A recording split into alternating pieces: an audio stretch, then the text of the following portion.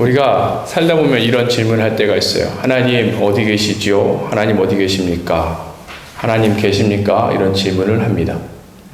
근데 이 질문은 누구에게 하느냐에 따라서 그 의미는 완전히 달라지게 되어 있어요. 만약에 무신론자에게 하나님이 어디 계시느냐라고 묻는다면, 혹은 무신론자가 이와 같이 질문한다면 그것은 하나님이 계시지 않는다라는 이야기가 될 것입니다. 만약에 회의론자가 하나님이 어디 계시느냐라고 질문한다면 그 질문의 의미는 하나님이 내 인생을 돌봐주시지 않는다라는 뜻을 또한 가지고 있을 거예요.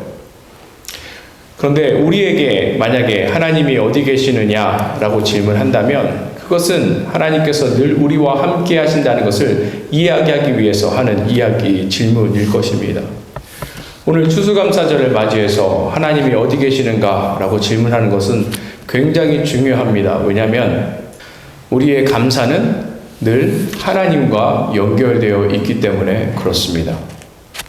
우리가 보통 외부적인 것들, 세상적인 것들, 또 눈에 보이는 것들로 인해서 감사하기 쉽습니다. 하나님 돈 많이 주셔서 감사합니다. 직업 주셔서 감사합니다. 자녀들 잘 키울 수 있게 허락하셔서 감사합니다. 이 밖에 외적인 것으로 우리가 감사할 수 있는데 그런 것들은 언제든지 우리 가운데 사라질 수 있는 것입니다. 하나님께서 우리와 함께 하신다는 것을 믿으십니까?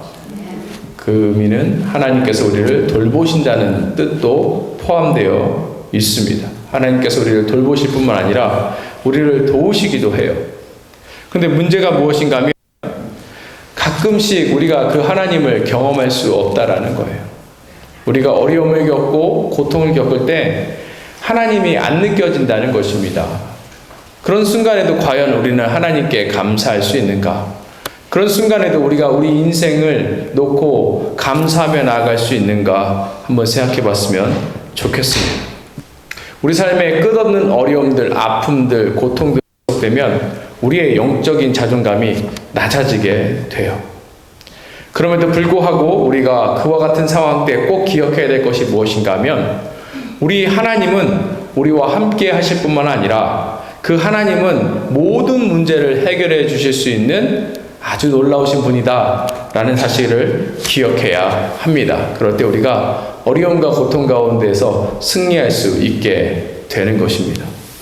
본문을 보면 이스라엘이 위기 가운데 처해 있다는 것을 볼 수 있습니다. 성경학자는 이 위기가 뭐라고 이야기하냐면 아수르 제국부터의 침략을 받고 그것에 따른 위기다라고 이야기하고 있습니다. 근데 위기라는 것이 어떻게 우리 삶 가운데 어려움을 주냐면 우리가 위기를 겪으면 우리 마음이 두렵게 돼요. 우리 마음이 두렵게 되다 보면 시야가 굉장히 좁아집니다. 그러면 우리가 실수해요. 우리가 다른 거 선택할 수 있는 가능성이 큽니다. 특별히 지속적인 어려움들, 아픔들, 고난이 지속되면 우리가 하나님 느낄 수 없거든요. 하나님께 기도해도 하나님께서 듣지 않으신다라고 생각이 듭니다. 그러면 어떻게 하느냐? 우리가 하나님 대신 다른 것 선택하는 경우가 너무나도 많다라는 거예요. 그때 성경은 우리에게 무엇을 기억해야 하는가에 대해서 5절에서 이야기합니다. 와서 하나님께서 행하신 것을 보라. 사람의 아들들에게 행하심이 어미하시도다. 생각해 보라는 거예요. 하나님께서 우리에게 무엇을 베푸셨는지. 하나님 좋으세요? 왜 좋으십니까?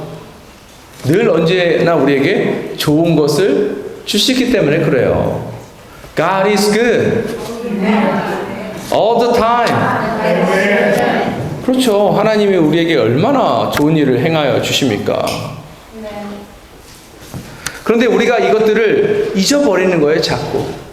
그리고 특별히 오늘 시편에서는 그의 인생 가운데 가장 크게 하나님께서 베푸신 은혜를 생각해보라 라고 이야기하고 있어요. 6절 보겠습니다. 하나님이 바다를 변하여 육지가 되게 하셨으므로 무리가 걸어서 강을 건너고 우리가 거기서 주로 말미암아 기뻐하였도다. 바다가 변해서 육지가 되었습니다. 이거 뭘 의미하는 거예요? 홍해가 갈라진 사건을 의미하는 것입니다. 이스라엘이라는 국가, 이스라엘이라는 민족에 있어서 하나님과 관련돼서 가장 큰 사건이 무엇인가? 바로 이 홍해가 갈라지는 사건입니다. 이스라엘이 오랫동안 이집트의 포로로 있었죠. 근데 하나님께서 거기서 구원하셨는데 거기에 바로 클라이막스가 무엇인가 하면 홍해가 완전히 갈라진 사건이에요. 이걸 통하여서 이스라엘은 구원받았을 뿐만 아니라 이스라엘의 군사들은 그 홍해에 수장돼서 완전히 파멸되고 멸망당했습니다. 근데 문제는 무엇인가 하면 사람들은 이 사실을 잘 못 믿어요. 여러분, 홍해가 갈라진다는 사실을 믿으십니까? 진짜 믿으세요? 근데 세상 사람들은 믿지 못합니다. 왜 믿지 못하는가? 지금 나타나지 않는 기적은 과거에도 나타날 수 없다라고 생각해요. 그리고 이것이 과학이다라고 생각합니다. 그게 맞을까요? 틀릴까요? 틀리죠. 매일매일 일어나는 현상이면 그걸 우리가 기적이라고 부릅니까? 아니죠. 자연현상이라고 부르죠. 그런데 사실 자연현상도 기적이라는 사실 아세요? 매일 아침 해가 뜨는 게 기적 아닙니까? 매일매일 우리가 자고 일어나서 숨을 쉬는 것 기적 아니에요? 무엇보다 우리 인생의 가장 큰 기적은 무엇입니까? 우리가 예수님을 믿고 구원을 받았다는 것이 우리 인생의 가장 큰 기적이라는 거예요. 예수님 믿는 게 쉬운 것처럼 느껴지세요? 아니요, 그렇지 않아요. 밖에 나가서 예수님 모르는 사람에게 전도해 보면 예수님 믿는 것만큼 어려운 일이 없습니다. 그런데 그 예수님께서 어떻게 우리를 만나주셨는지 한번 생각해 봤으면 좋겠습니다. 우리는 우리 스스로 구원을 받을 수 있을 것처럼 행동할 때가 있지만 그렇지 않아요. 우리 스스로는 하나님을 알래야 알 수 있는 방법이 전혀 없습니다. 성경에서 우리에게 이야기해주고 있는 것은 하나님께서 직접 우리 가운데 내려오셔서 하나님을 우리에게 보여주셨어요. 계시해 주셨어요. 그만큼 우리가 하나님을 알 수 있는 것입니다. 그런데 이와 같은 하나님께서 언제 우리 가운데 오셨냐면 우리 가운데 아무런 소망이 없을 때, 괴로울 때, 힘들 때 오셨다라는 사실입니다. 지금 우리 인생이 너무나도 꼬이고 힘들고 어려워서 하나님 느끼지 못할 수도 있어요. 하나님 보지 못할 수도 있습니다. 그리고 그 오래된 문제 속에서, 아픔 속에서 전혀 탈출구가 보이지 않아 포기하고 싶을 때가 있을 수도 있습니다. 그런데 포기하면 안 되죠. 왜요? 이 모든 것들을 해결해 주실 분이 우리 가운데 있기 때문에 그렇습니다. 그분은 어떤 분이신가 하면 홍해를 가르신 분이에요. 그분은 우리의 인생의 문제에 해답을 알고 계신 분입니다. 그분이 누구세요? 바로 우리 주님이시죠. 이 주님 앞에 날마다 그렇게 찾아 나아갈 때에 우리 가운데 우리 삶에 항상 감사가 넘칠 줄로 믿습니다. 그렇게 나아가는 우리 모두가 되었으면 좋겠습니다. 세상에 어떤 것도 우리의 문제를 해결할 수 없는 그런 순간이 찾아올 때가 있습니다. 아무도 우리를 돌봐주지 않는다라고 생각할 때도 있어요. 근데 그럴 때 우리가 뭘 해야 합니까? 우리가 달려갈 유일한 곳은 우리 하나님이십니다. 지금은 우리가 세상적인 어떤 것을 의지하고 그것 때문에 자랑스러워하고 만족하고 살아갈 수 있지만 그 모든 것이 우리 삶에 어떠한 도움도 되지 않는다는 그런 순간이 반드시 찾아올 거예요. 우리는 우리가 의지하는 것으로 인하여서 어려움을 겪을 그런 순간도 찾아오게 된다는 사실을 기억했으면 좋겠습니다.